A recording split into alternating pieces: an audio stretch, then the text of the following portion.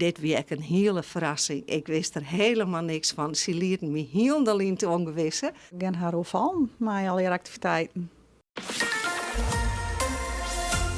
Na haast 44 jaar docent Westhaven op ProDocum gaat vrouwtje Jagersma met pensioen. Ze zocht weerom op een mooie periode en zal het zeker missen. Heel dubbel.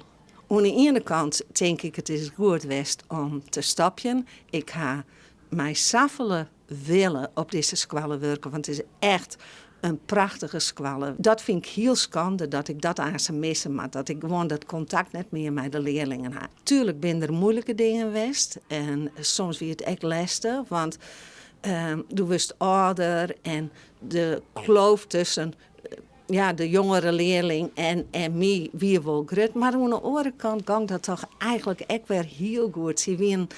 Er was altijd wel wederzijds respect. Vrouw Jagersma had net alleen nog de leerlingen een soort ding bijgebracht, maar ook haar collega's hielden een soort aan haar.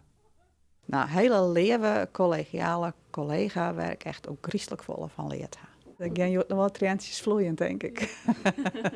Ook de leerlingen binnen wies mij de docent. Ze helpt echt heel veel als hulp nodig haast. En wat is er het meest missen van mevrouw Jagersma? Na inval wel, want ze was wel heel leuk als inval te hebben. We hadden pannenkoeken maken. En hoe ging je dat? Ja, dat ging wel goed. Maar ik had te veel bloemen in die in. En ben je het eigenlijk toch nog lekker worden? Ja, ze binnen nog wel lekker win.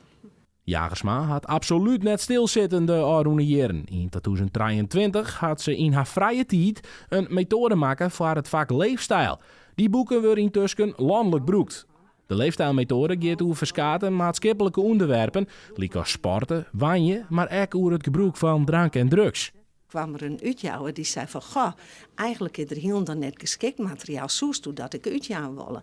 Maar dat is pas van de laatste paar jaar. En toen had ik daar een onfjouwerdeel van maken. Op hoeveel kwalen het gebruikt werd, weet ik niet. Maar het gaat wel terug het hele land.